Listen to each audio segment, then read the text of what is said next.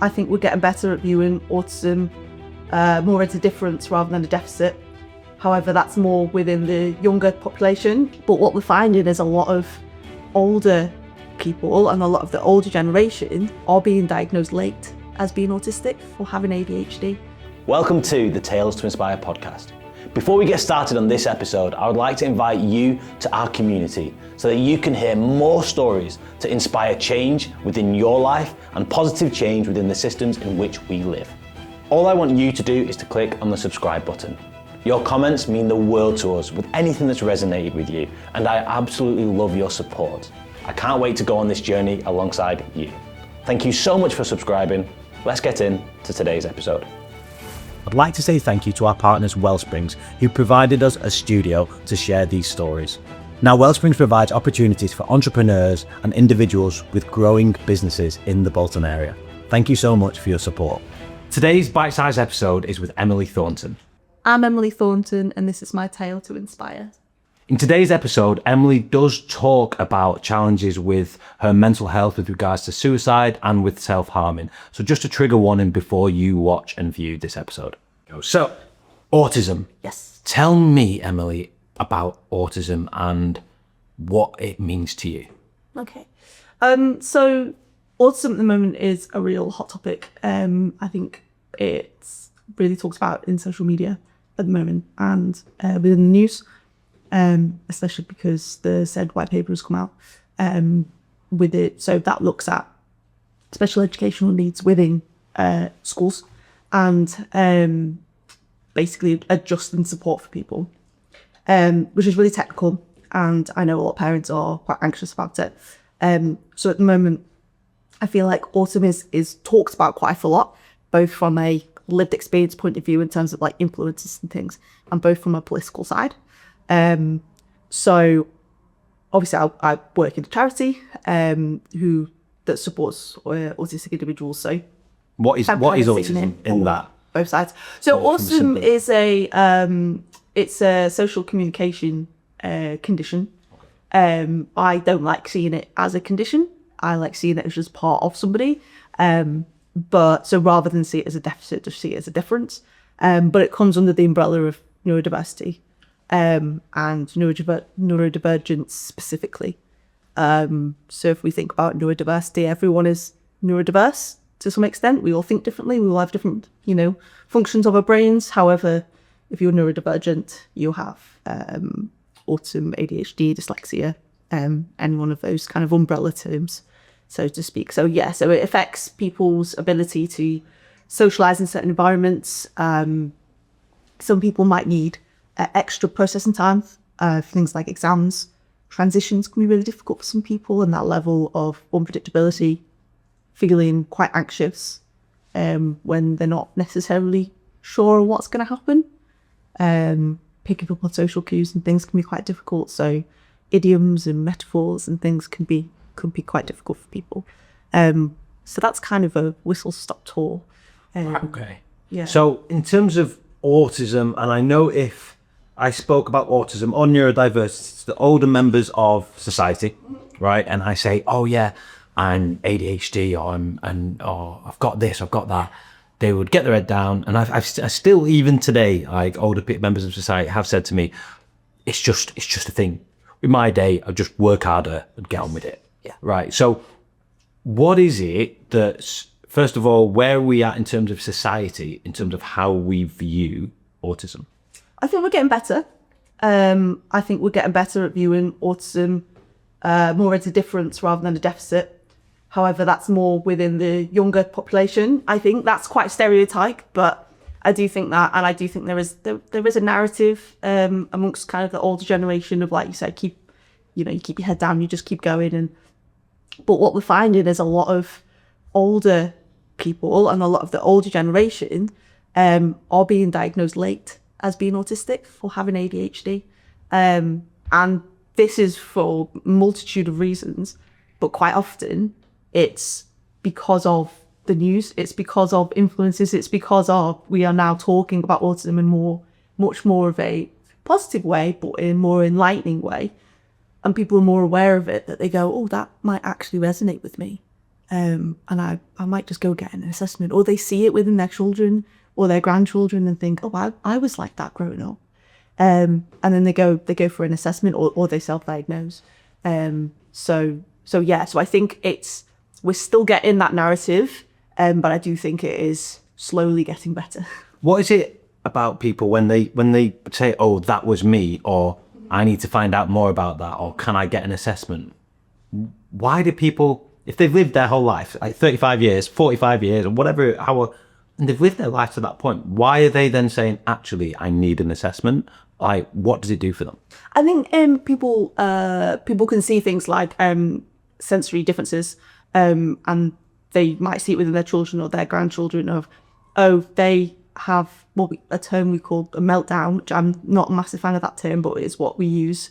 A meltdown over transitions, or meltdown when things aren't the same, the routines changed.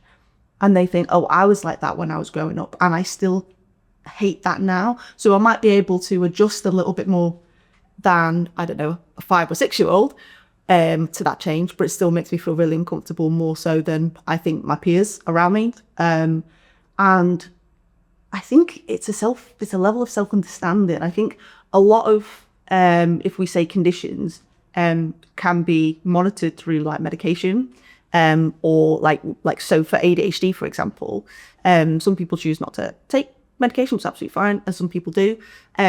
So I feel like for those reasons, people might seek an ADHD diagnosis because they want support. Yeah. And they think that maybe something might change. Whereas autism, I think there's an element of that, but I think it goes a bit deeper. I think it's a self-understanding.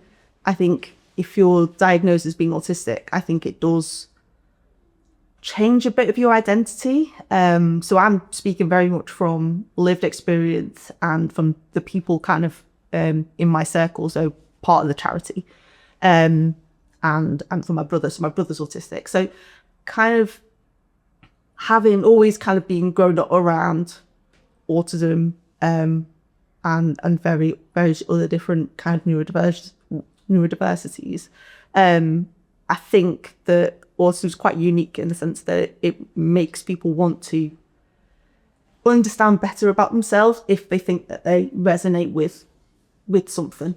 Right, okay. I see what you're saying there. So I want to go into, we've talked about what it's like with, a little bit about autism and from the individual's point of view. Yes. What about from a system, societal point of view? What can be done better to support autism within, for example, the education sector, within a wider awareness in terms of raising awareness about it, but actually also supporting people? Yeah, I mean, that's a really good question. I think it's really important. And I was actually reading an article today to support me in some training that I'm doing in the school in the next couple of weeks.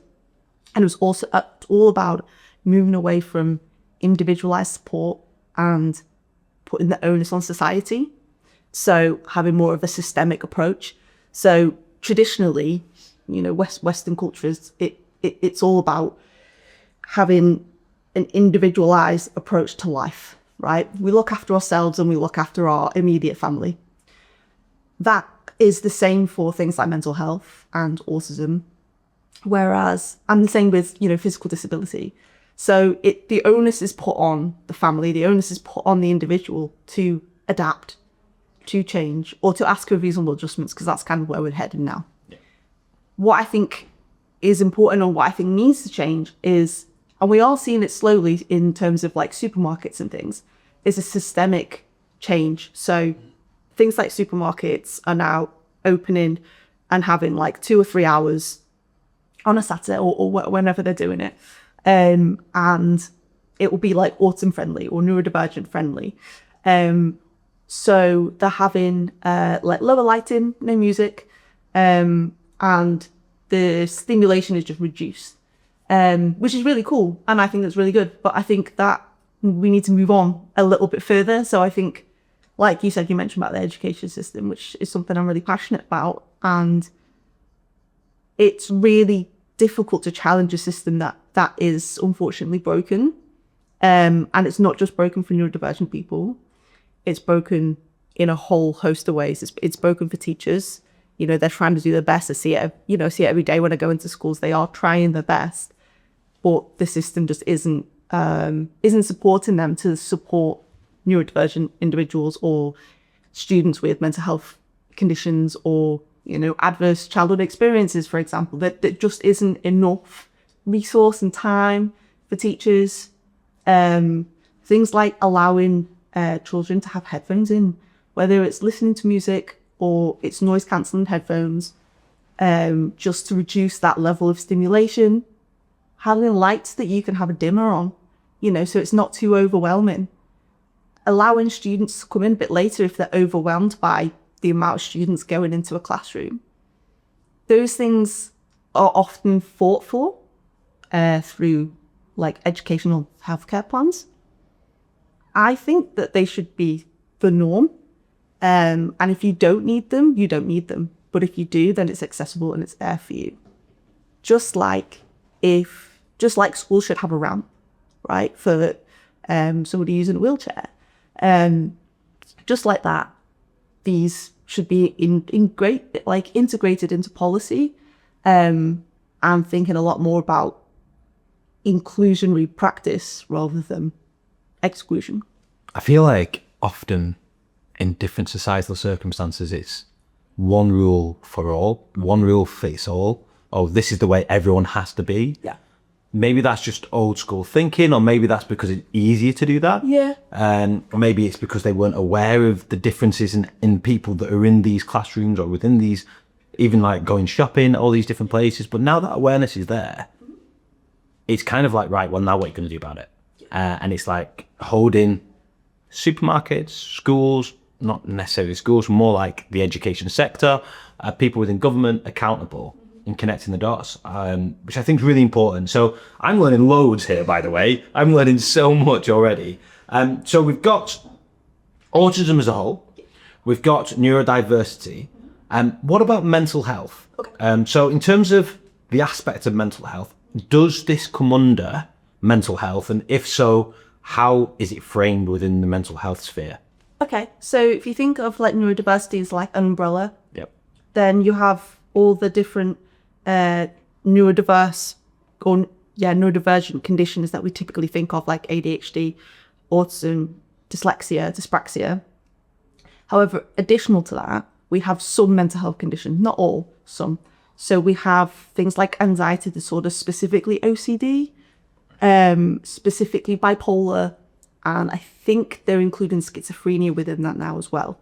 And the reason why they're included is one of the reasons why is because they realize there's a huge crossover between neurodivergent people and co-occurring mental health condition.